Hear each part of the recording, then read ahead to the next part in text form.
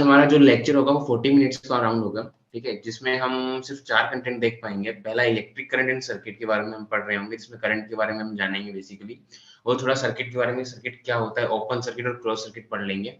Okay, और फिर एक आध क्वेश्चंस भी करेंगे, जिसमें आपको मैं बता दूंगा कि अपन बोर्ड में कैसे लिखना है अपन को, राइट। क्योंकि अपन को देखिए, आपको पता है कि आप फर्स्ट टाइम 10th बोर्ड दे रहे हैं, तो मतलब कहीं ना कहीं एक डर रहता है कि हमें कैसा बोर्ड में लिखना चाहिए, राइट।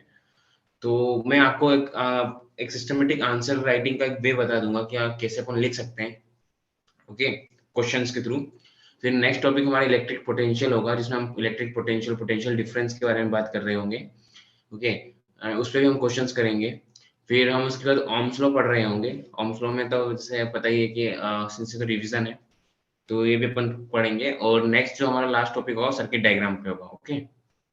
मतलब इसमें आपको बेसिकली हम सिंबल्स पढ़ेंगे, रेजिस्टेंस, सेल वगैरह, बैटरी वगैरह, इन सब के। तो ये हमारे 4 टॉपिक्स होंगे जो कि हम आज 40 मिनट्स के लेक्चर में कवर कर रहे होंगे, ओके। चलिए तो Yes, स्टार्ट sir. करते हैं। ओके,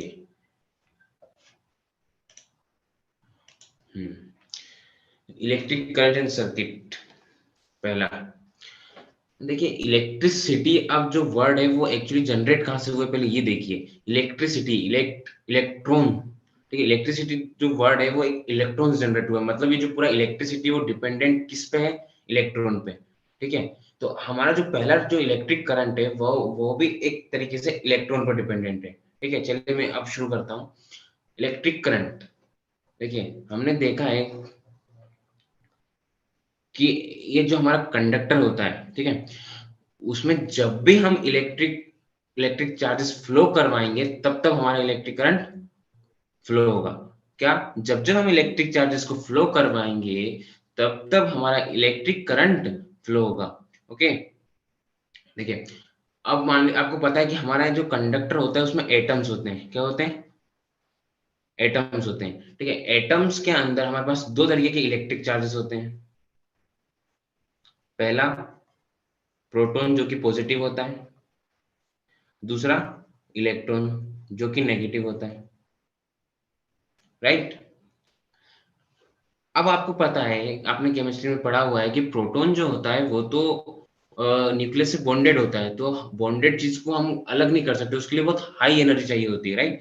तो हम प्रोटॉन को तो मूव करा नहीं सकते अब उस कंडक्टर में, सिंस तो हमारे पास एक ही बचता है इलेक्ट्रॉन, तो हम अब इलेक्ट्रॉन को मूव करवाते हैं। तो जब भी हमारा मेटल में इलेक्ट्रॉन मूव करता है तो उसके अपोजिट डायरेक्शन में हमारा इलेक्ट्रिक करंट मूव करता है, फ्लो होता है, ठीक है। तो इलेक्ट्रिक करंट क्या है कि किसी भी एक कंडक्टर में जब भी इलेक्ट्रिक चार्जेस फ्लो हो रहे होते हैं वहां पे हमारा इलेक्ट्रिक करंट फ्लो होता है, ठीक है।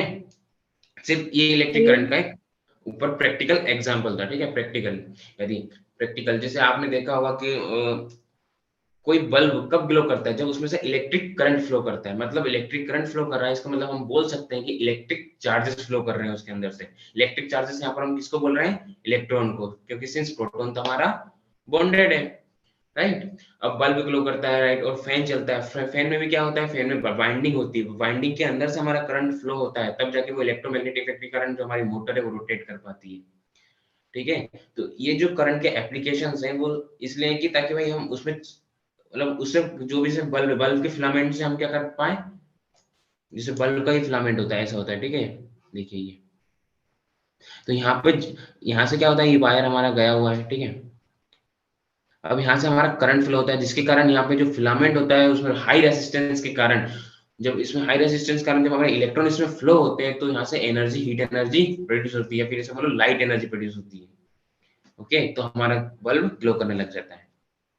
ये तो हो गई इलेक्ट्रिक करंट की बात, प्रैक्टिकली अभी हमने पढ़ा, राइट। अब मैं यदि इलेक्ट्रिक करंट को एक ऐसे वे में बताऊं कि भाई इसको मैग्नीट्यूड हम कैसे मेजर कर सकते हैं इसका, तो वो बात कर लेते हैं। देखिए, इलेक्ट्रिक करंट हमने पढ़ा कि क्या है, कि it is basically the amount of charge moving, okay. तो हम यदि इसको मैग्नीट्यूड में लिखेंगे तो हम कैसे लिखेंगे? It is the amount of charge moving through a conductor in a particular in a unit time is known as current। देखिए, यदि मैं एग्जांपल के तौर पे आपको बताऊं, यदि मान लीजिए हमारा कंडक्टर, राइट, ये एक एंड हो गया, ये एक एंड हो गया। इसमें क्या हो रहा है कि जो हमारा क्यू चार्ज है, मान लीजिए इसमें फ्लो हुए हमारे क्यू चार्जेस, किधर से, क्यू कूलम चार्जेस इस डायरेक्शन से इस डायरेक्शन में फ्लो हुए, राइट। कितने टाइम में फ्लो हुए, टी टाइम में। तो यहाँ पर जो हमारा इस कंडक्टर में जो हमारा करंट आएगा वो आएगा I is equals to Q upon T. ये तो हो गया हमारा यूनिट टाइम। जब हम किसी चीज को, मान लीजिए 1 सेकंड निकालना है हमें किसी चीज से, तो हम उसे डिवाइड कर देते हैं, ठीक है। तो हमारा जो करंट है वो इससे जाएगा क्या, क्यू अपॉन टी। तो इससे हमें पता चल जाएगा कि पर यूनिट टाइम में, पर यूनिट सेकंड में हमारे कितने चार्ज एक पॉइंट से दूसरे पॉइंट तक जा रहे हैं, वो हमारा क्या होगा, करंट। लेटर सपोज मैं यदि आपको एक एग्जांपल देता हूँ, मान लीजिए ये हमारा कंडक्टर है, राइट। अब इसमें हमारा 10 कूलम चार्ज फ्लो हो रहे हैं। ये ए पॉइंट है, एक कंडक्टर है, दूसरा एंड है बी, ओके। अब इसमें क्या हो रहा है कि 2 सेकंड में, हमने मान लिया टाइम जो हमारे पास है, 2 सेकंड में हमारे कितने चार्जेस फ्लो हो रहे हैं, 10 कूलम। तो जो हमारा करंट होगा वो कितना होगा, हमें करंट क्या होगा कि पर यूनिट सेकंड में कितने चार्ज फ्लो हो रहे हैं, तो हम कैसे निकालेंगे, 10/2। तो हमारे पास 1 सेकंड का चार्ज निकल जाएगा जो कि जाएगा 5 coulomb by C. 5 coulomb by C हो जाएगा 5 एम्पियर। एम्पियर क्या होता है, ऐसा यूनिट ऑफ करंट, ठीक है। तो ये हमारे पास आ जाता है करंट, ठीक है। ये हो जाता है मैग्नीट्यूड। तो बेसिकली क्या है magnitude of electric current, it is the amount of electric charge passing through a given point of the conductor in 1 second, ठीक है। इलेक्ट्रिक करंट, आई होप कि आप, यस सर। ओके। तो इलेक्ट्रिक करंट, कोई doubt electric current में, कुछ पूछना है, इलेक्ट्रिक करंट ये रहा इलेक्ट्रिक करंट का। यहाँ पे आप देख सकते हो electric current is equals to 1 ampere. ये देखिए 1 ampere is equals to 1 coulomb by 1 second, ठीक है। अब देखिए क्या होता है कि करंट तो अपने देख लिया, पर करंट को अब मैग्नीट्यूड भी अपने निकाल लिया ऐसे तो। पर अब क्या होता है, अपन वायर के अंदर ये तो पता नहीं कर सकते ना भैया कि कितने चार्जेस फ्लो हो रहे हैं, राइट। कि भाई अपन ऐसे देख तो नहीं पाते हैं। कभी आपने देखा है कि चार इलेक्ट्रिक चार्ज भी, हाँ 2 इलेक्ट्रिक चार्जेस फ्लो हो गए, 2 कूलम इलेक्ट्रिक चार्जेस फ्लो हो गए, ऐसे तो अपन देख तो नहीं सकते डायरेक्ट। तो हमें मान लीजिए किसी इलेक्ट्रिक सर्किट है मान लीजिए हमारे पास, ठीक है। यहाँ पे ये बल्ब लगा हुआ है, ठीक है, और ये स्विच, ठीक है। अब जब हम इस स्विच को ऑन करेंगे तो यहाँ से हमारा इलेक्ट्रिक करंट फ्लो होना शुरू होना स्टार्ट कर देगा, ठीक है। अब मान लीजिए हमें ऐसे ही पता लगाना है ऊपर से कि भैया इसमें इस वायर में कितना करंट फ्लो हो रहा है। तो हम क्या इसमें I is equal to Q upon T लगाने बैठेंगे, नहीं, क्योंकि क्यू तो हमें पता ही नहीं, भले टाइम पता है पर क्यू पता है क्या, क्योंकि वायर में हमें इलेक्ट्रिक चार्जेस तो दिखते नहीं है।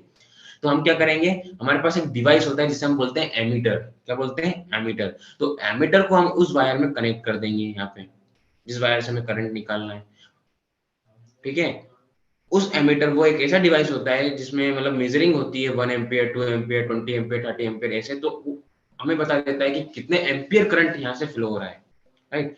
इसे हम कैसे कनेक्ट करते हैं, जैसे हमें मान लीजिए इस वायर के थ्रू निकालना है, ठीक है। तो ये वायर के थ्रू यहाँ पे हम इसको सीरीज में कनेक्ट कर देते हैं, जिसके कारण इस वायर के थ्रू जितना भी करंट फ्लो हो रहा है वो हमें पता चल जाता है, ठीक है। तो एग्जाम में आ सकता है, बोर्ड एग्जाम मतलब सीबीएसई लगभग पूछता है, एमीटर का यूजेस पूछते हैं। तो आप लिख सकते हो कि current is measured by an instrument called ammeter and the ammeter is always connected in series with the circuit in which the current is to be measured, okay. Ammeter के बारे में ये सब लिख सकते हैं अपन। और ये मेन इंपॉर्टेंट लिख देना कि भैया उसमें सीरीज से भी, जब हम उसे सीरीज में कनेक्ट करते हैं तब जाके वो करंट मेजर करता है, ठीक है। चलिए, अब मैं उसी पे एक क्वेश्चन आपको करवा देता हूँ। क्वेश्चन जैसे नॉर्मल सिंपल क्वेश्चन है, और मैं इसमें आपको थोड़ा सा बता भी दूंगा कि कैसे क्या लिखना है। जैसे क्वेश्चन आया हमारे पास, uh current of 0.5 ampere, current है हमारे पास 0.5 ampere is drawn is drawn by a filament of an electric bulb for 10 minutes. Find the amount of electric charge that flows through with the circuit. अब वो बोल रहा है कि एक इलेक्ट्रिक बल्ब है जो कि करंट खींच रहा है 0.5 एम्पियर का, कितने का, 0.5 एम्पियर का, कितने मिनट्स के लिए, 10 मिनट्स के लिए। Find the amount of electric charge निकालना है हमें थ्रू द सर्किट। अब हमने ऊपर अभी पढ़ के आए I is equal to Q upon T होता है। तो हमें देखिए यहाँ पे आई भी पता है, हमें टी भी पता है, तो बस क्यू निकालना है। तो हम ये तो फॉर्मूले से निकाल लेंगे। पर यहाँ पे मेन चीज आती है कि आप इसको प्रेजेंट कैसे करते हो, ठीक है। जो बोर्ड मेंबर होता है, जो आप कॉपी चेक करता है ना, वो आपका आंसर तो ठीक है पर आपका रिप्रेजेंटेशन पहले देखता है कि आपने किस तरीके से लिखा है, उस हिसाब से नंबर देता है। ठीक है। आपने यदि बिल्कुल ऐसा फॉर्मूला लिख के आंसर लिख दिया और भाई कोई दूसरा बंदा है जिसने बिल्कुल एक परफेक्ट लिखा है, गिवन लिखा है, क्या-क्या गिवन है और क्या-क्या मतलब फॉर्मूला के साथ भैया ये फॉर्मूला होता है, ये कौन-सा फॉर्मूला होता है, इलेक्ट्रिक करंट का फॉर्मूला होता है, फिर उसके बाद पूरे स्टेप बाय स्टेप लिखा तो उसको पूरे मार्क्स मिलेंगे। ठीक है? तो चलिए मैं आपको अब बता देता हूँ कि कैसे हम इसमें ये करेंगे। ओके? हाँ, ठीक है। तो देखिए पहले हमें तो लिखना है, सबसे पहले ऐसा आंसर हम यहाँ लिख देते हैं आंसर। ओके, यहाँ पे हमें सबसे पहले लिखना है भाई क्या क्या हमारे पास गिवन है क्वेश्चन में, ताकि भाई जब बोर्ड मेंबर चेक करे तो हाँ उसको अलग ही दिख जाए, उसको क्वेश्चन पढ़ने की जरूरत नहीं पड़ेगी। जैसे हमने गिवन लिखा, यहाँ पे हमने गिवन में लिख देंगे आई, या फिर और यदि अच्छे में आपको लिखना है तो ऐसे लिख दो आई, और यहाँ पे लिख दो करंट। ओके, मैं और अच्छे से बताता हूँ। ठीक है, इससे और अच्छे से आपको लिखना है तो आपने यहाँ पर हाँ देखो, यहाँ पे आप लिख दो पहले करंट। जैसे गिवन में लिखना है ना अपन को, अभी क्वेश्चन में क्या क्या गिवन है, राइट। करंट आई कितना दिया हुआ है, 0.5 एम्पियर। ठीक है, ताकि अलग ही दिख जाए, जो चेक कर रहा है ना उसको अलग ही दिख जाएगा। अब यहाँ पे अपन को क्या दिया हुआ है, टाइम दिया हुआ है, तो यहाँ पे लिख दो टाइम, टी कितना दिया हुआ है, 10 मिनट्स। मैं इसको नीचे कर लेता हूँ थोड़ा, ताकि स्पेस मिल जाए अपन को। ओके, इतना सफिशिएंट है। हाँ ओके, तो हमने टाइम लिख दिया। अब हमसे पूछा क्या गया है वो लिख दो। देखिए, जैसे हमने यहाँ पे लिख दिया, क्या पूछा गया, इलेक्ट्रिक चार्जेस, तो क्यू यहाँ पे लिख सकते हैं, इलेक्ट्रिक चार्जेस, इलेक्ट्रिक चार्जेस। ठीक है, और यहाँ पे Q is equals to question mark, ये क्योंकि फाइंड आउट करना है, यहाँ ब्रैकेट में लिख दो फाइंड आउट। ओके, ताकि अलग दिख जाए ये। अब इलेक्ट्रिक, अब हमें सब गिवन चीज लिख दी, अब हमें मेन अपना पॉइंट पे आना है, क्या फॉर्मूला, क्या फॉर्मूला यूज करना है, यहाँ पे लिखना है we know that Q is जाइए I is equals to Q upon T। ठीक है, यहाँ पे आप ब्रैकेट में से लिख भी सकते हो कि current is the amount of unit, ऐसे मेरे हिसाब से लिखने की जरूरत नहीं, पर हाँ यदि लिखना हो तो आप लिख सकते हो उसकी करंट की डेफिनेशन। ठीक है, तो I is equal to Q upon t लिख दिया आपने यहाँ पे। अब अपन को पता है आई के, अब यहाँ से हमें क्या निकालना है, क्यू, तो क्यू को एक साइड ले जाओ और बाकी आई इंटू टी को इधर ले जाओ।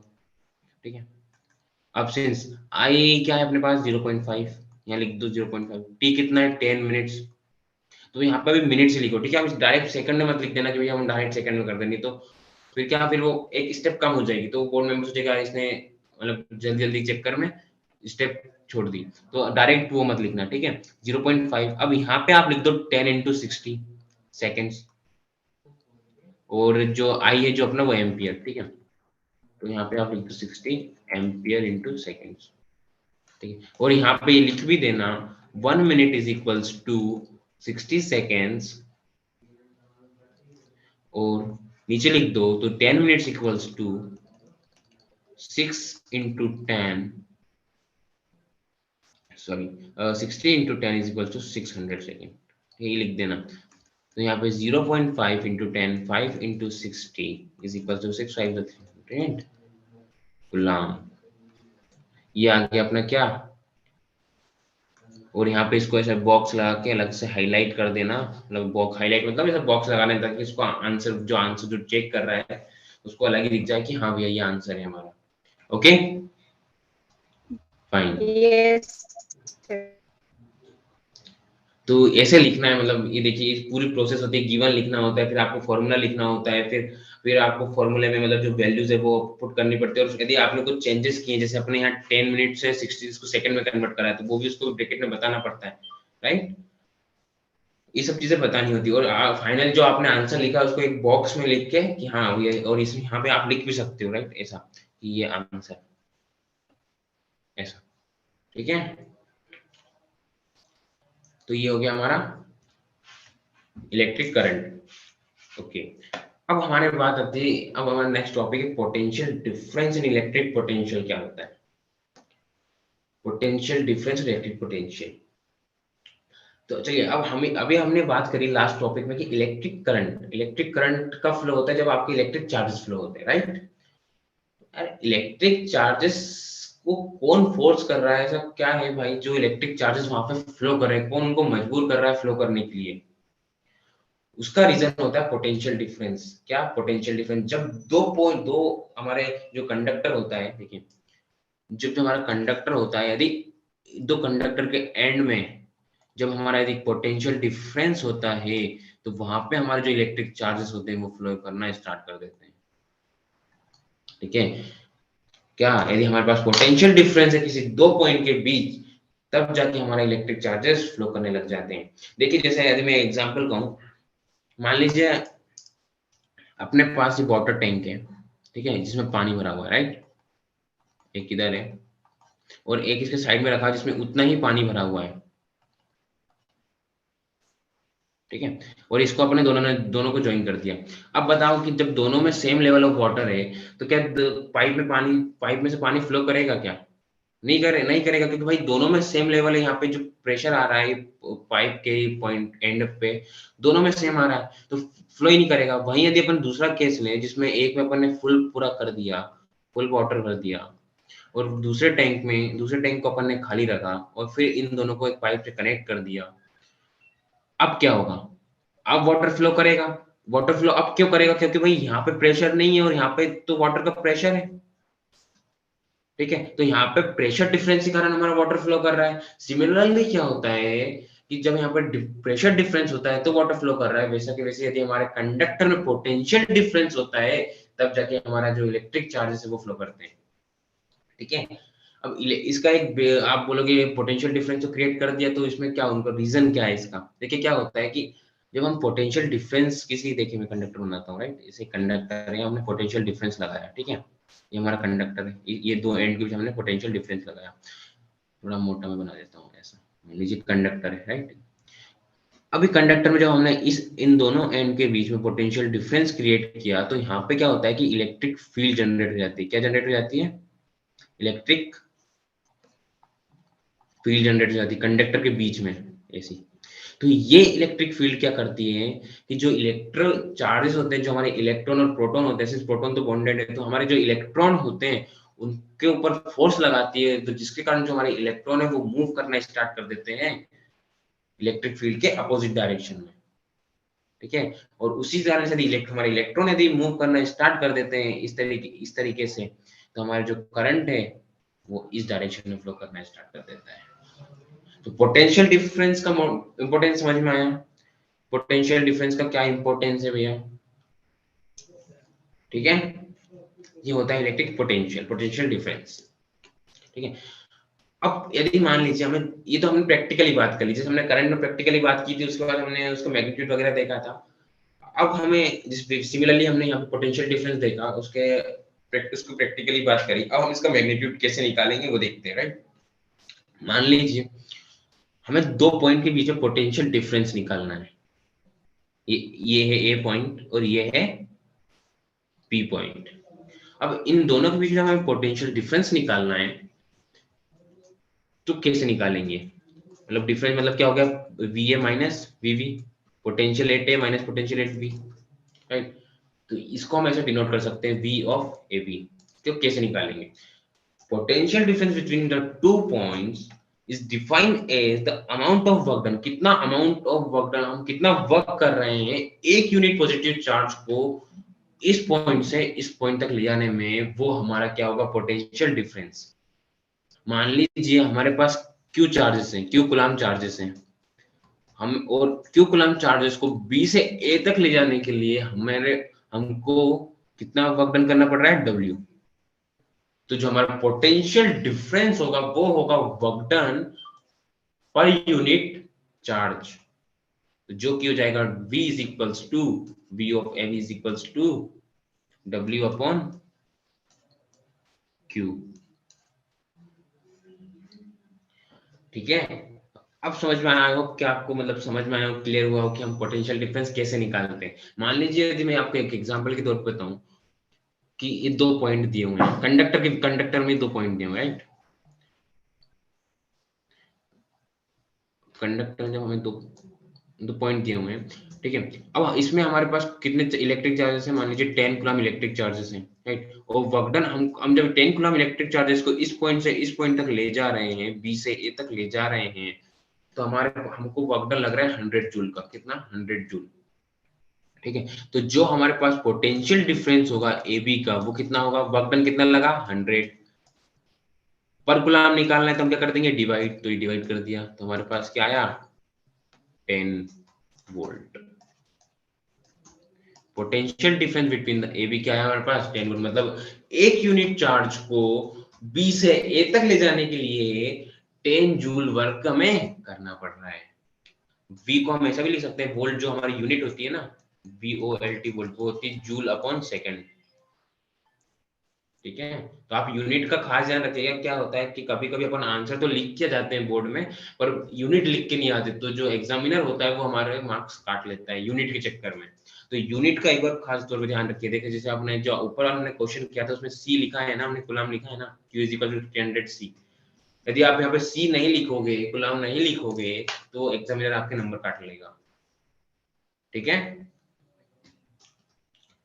तो ये तो हो गया हमारा पोटेंशियल। ओके, तो कोई डाउट आ रहा है क्या? कुछ डाउट है अभी तक?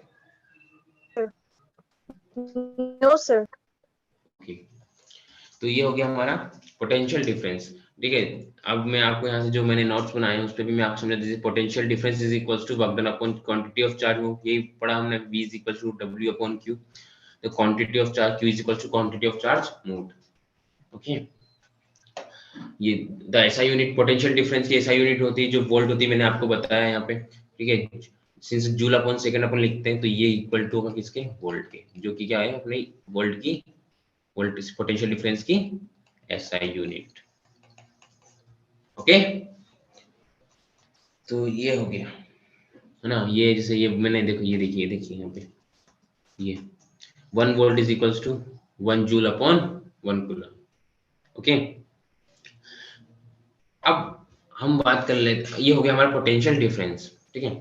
अब हम बात कर लेते हैं, यदि मान लीजिए हमें एक पॉइंट का, सिर्फ एक पॉइंट का पोटेंशियल डिफरेंस निकालना है, तो कैसे निकालेंगे? मान लीजिए एक पॉइंट हमें दिया हुआ है, पोटेंशियल डिफरेंस नहीं निकालना है, हमें निकालना है इलेक्ट्रिक पोटेंशियल, ठीक है। तो कैसे निकालेंगे electric potential at a point? यदि हम किसी, मतलब इलेक्ट्रिक पोटेंशियल हम तब निकालते हैं जब कब इलेक्ट्रिक फील्ड हमारी होती है। जैसे हमने कंडक्टर में निकाला था, कंडक्टर में जब हमने यहाँ पे सेल लगाया, जब हमने यहाँ पे सेल लगाया यहाँ पे, तो इलेक्ट्रिक फील्ड जनरेट हुई थी। वैसे ही हमें मान लीजिए किसी पॉइंट का, किसी भी पॉइंट पे हमें पोटेंशियल निकालना है, तो वहां पे इलेक्ट्रिक फील्ड होना जरूरी है। मतलब इलेक्ट्रिक फील्ड होगी तभी पोटेंशियल होगा, ठीक है।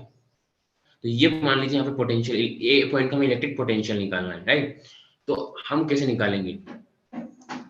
इलेक्ट पोटेंशियल एट ए होगा कितना वर्क डन हमें लगा है एक कूलम चार्ज को इंफिनिटी से ए पॉइंट तक लाने में। मान लीजिए हमारा इंफिनिटी है, ठीक है।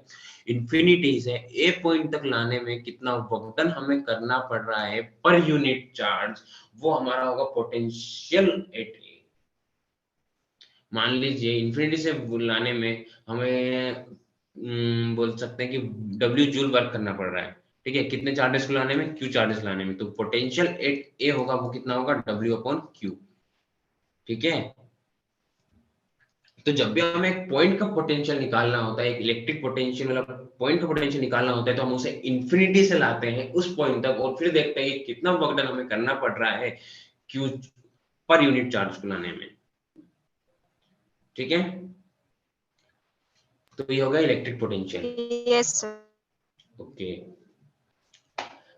चलिए अब मैं आपको वैसे, जैसे देखिए अभी हमने क्या उसमें पढ़ा था ना, इलेक्ट्रिक करंट को हम मेजर करते हैं एमीटर से, पढ़ा था, ठीक है। क्योंकि हम उसको भाई डायरेक्ट वो तो देख नहीं सकते ना यार कि कितने चार्जेस फ्लो हो रहे हैं। सिमिलरली इसमें भी हमें वोल्टेज पोटेंशियल डिफरेंस निकालना होता है, तो हम इसमें भी ये तो देख नहीं सकते भैया कितने चार्जेस फ्लो हुए हैं, हमने इतना वर्क डन किया है तो कितने चार्जेस फ्लो हुए हैं, ये तो देख नहीं सकते।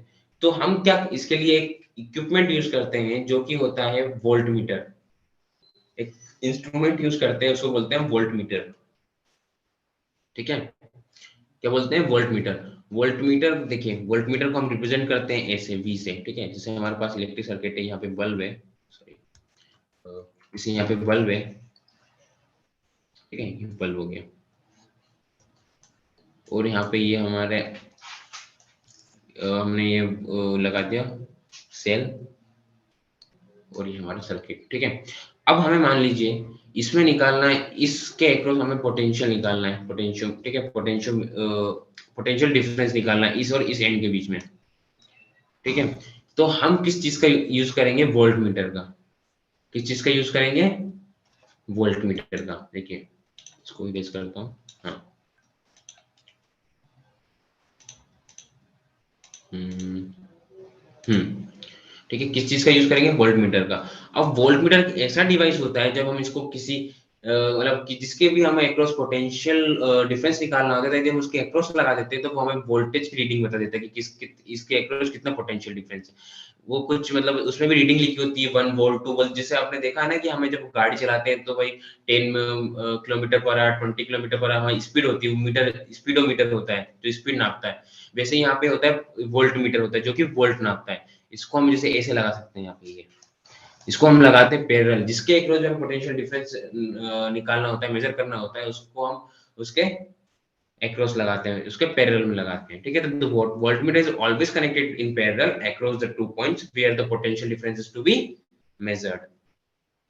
ओके, तो ये हो गया हमारा वोल्ट मीटर का। और ये बात याद रखना कि हमेशा हम इसे पैरेलल में लगाते हैं। एमीटर को हमने कहाँ पे लगाया था? सीरीज में। मान लीजिए यहीं पे हमें करंट निकालना है तो कैसे निकालेंगे भाई? यहाँ पे हम सीरीज में एमीटर लगा देंगे। ठीक है, इसकी सीरीज में। और इसकी सीरीज यदि वोल्टेज डिफरेंस निकालना है, पोटेंशियल डिफरेंस निकालना है, तो हम इसके पैरेलल में लगा देंगे। ठीक है, तो ये क्वेश्चन भी आ सकता है कि why we use voltmeter वगैरह। ठीक है, मतलब बोर्ड तो एनसीईआरटी में चीज दी हुई है, तो बोर्ड जो सीबीएसई बोर्ड होता है वो एनसीईआरटी में किसी भी कोने से क्वेश्चन पूछ लेता है। ठीक है, तो वोल्ट मीटर का दिया हुआ है तो वोल्ट मीटर से क्वेश्चन आ सकता है। तो आप लिख सकते हो भैया कि वोल्ट मीटर किस लिए यूज होता है, क्यों यूज होता है? It is the instrument to measure the potential difference across the two ends. फिर आपको लिखना भी पड़ेगा कैसे भाई वो यूज अपन उसको यूज कर सकते हैं।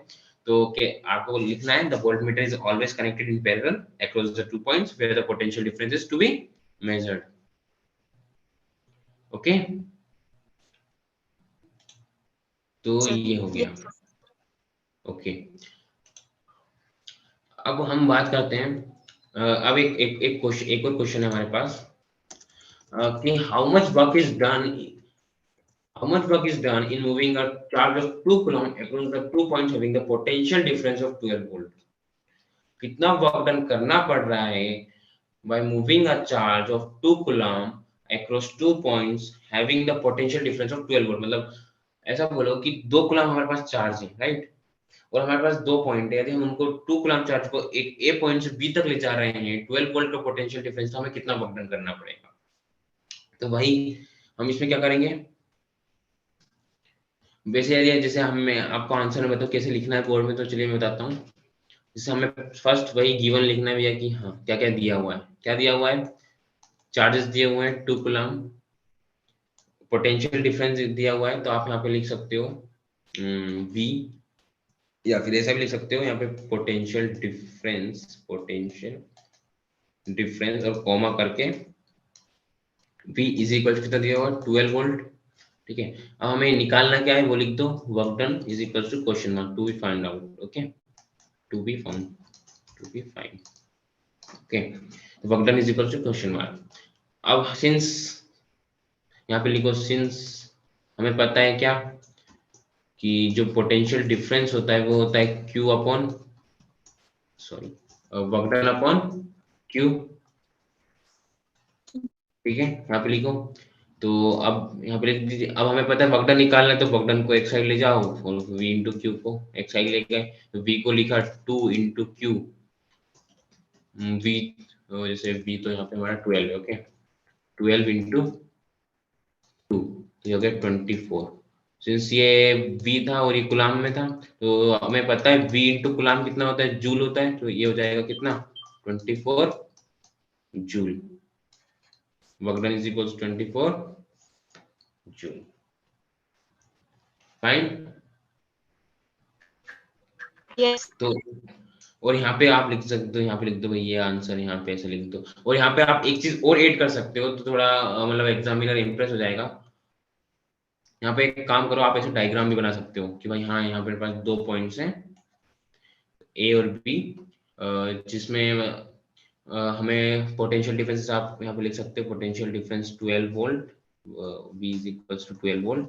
और यहाँ पे आप Q बना सकते हो ऐसा कुछ कि हम Q को B से A तक ले जा रहे हैं, Q is equals to 2 coulomb. तो क्या है, तो और यहाँ पे वर्क डन ऐसा फाइंड करना है। तो सर आप डायग्राम भी बना सकते हो, देखो ऐसा साइड में, ठीक है, पूरा डायग्राम बना सकते हो। तो क्या है कि एग्जामिनर को इतना पूरा पढ़ना नहीं पड़ेगा, मतलब इतना उसने पढ़ लिया हाँ भैया कि उसको लगेगा कि हाँ ऐसा डायग्राम भी बनाया, सब कुछ एक सिस्टमेटिक वे में लिखा है, ठीक है, और डायग्राम तक बनाया, तो वो पूरे पूरे नंबर देगा सर, एक बिल्कुल मतलब कहीं भी चांस नहीं है नंबर काटने का, ठीक है। Yes. ओके, तो कोई डाउट है क्या?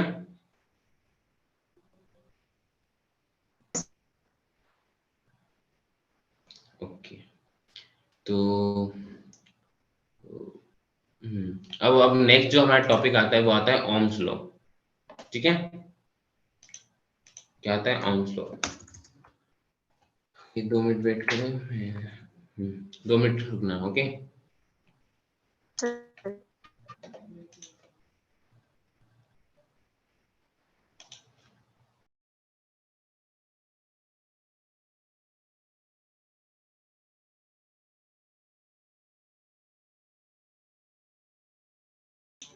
ओके, या तो चलिए, अब हमारे पास आता है ओम्स लॉ। कुछ डाउट तो नहीं है महिमा अभी तक? कुछ डाउट वगैरह कुछ पूछना है, मतलब बोर्ड में और कैसे क्वेश्चंस, आपको पता है बोर्ड में, मतलब आप अभी प्रीवियस पेपर उठा के देखोगे ना, तो आपको बोर्ड के क्वेश्चन पता चल जाएंगे। अभी क्या है, अभी मैं इतना पढ़ा दूं, ये 3 टॉपिक पढ़ा दूं, उसके बाद हम बोर्ड के क्वेश्चन करेंगे, राइट। मतलब कल जब भी हमारा नेक्स्ट क्लास होगी तो हम बोर्ड के क्वेश्चंस करेंगे। तो उसमें क्या है, उसमें कॉन्सेप्ट सब क्या बोल रहे हैं? मेरा कौन सा लगता है? सॉल्यूशन बात ऐसे 40 मिनट क्या पूछ रहे हैं आप? कुछ पूछ रहे हैं क्या? नहीं लगेगा सर तेरा एग्जाम में मार्क्स के ऊपर भी डिपेंड रहता है हमारा सॉल्यूशन। जैसे ज्यादा मार्क्स का है तो उसको थोड़ा सा लेंदी सॉल्यूशन बना करके हम लोग लिखें। हम्म। हाँ, तो जैसे ये क्वेश्चन जो रहेगा मेरे हिसाब से जैसे मतलब मेरे क्वेश्चन का लेवल देखो तो 2 मार्क्स का रह सकता है ये वाला क्वेश्चन, क्योंकि बहुत इजी है। तो इतना तो लिखना फिर भी बनता है, मतलब डायग्राम यदि नहीं बनाओगे तो भी चलेगा, पर इतना तो लिखना 2 मार्क्स में बनता है, जितना मैंने लिखा है ना यहाँ पे, इतना लिखना तो बनता है, ठीक है। और जैसे यदि मान लीजिए 3 मार्क्स से आ गया तो आपको डायग्राम भी बनाना पड़ेगा, ठीक है। Yes sir. ओके, और कुछ क्वेश्चन?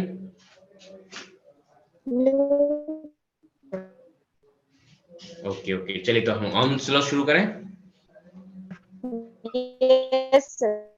ओके ओके ओके, तो एक काम करें क्या अभी, मतलब आई होप कि टाइम हो गया होगा मेरे हिसाब से।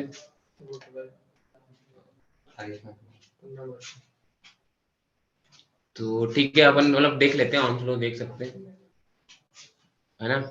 ओम स्लो देख सकते हैं, आई होप कि मतलब था कि आपको थोड़ा यदि कुछ डाउट हो गया तो फिर आप नेक्स्ट क्लास में पूछ भी लोगे, है ना। देख लें अभी ओम स्लो। यस। हाँ ठीक है, चलिए चलिए ओम स्लो देख लेते हैं। तो ओम स्लो क्या है? ओम स्लो देखिए, एक जर्मन साइंटिस्ट थे, उनका शायद सरनेम ओम्स था। तो उन्होंने एक लॉ दिया था, वोल्टेज पोटेंशियल डिफरेंस और करंट के बीच में, किसके बीच में? पोटेंशियल और करंट के बीच में उन्होंने एक रिलेशनशिप बताई थी। वो इतनी अच्छी रिलेशनशिप थी, मतलब उसको हम आज तक यूज करते आ रहे हैं, और वो इतना यूजफुल है हमारे लिए कि आप मतलब अब घर में भी हम उसी को यूज करते हैं, ठीक है।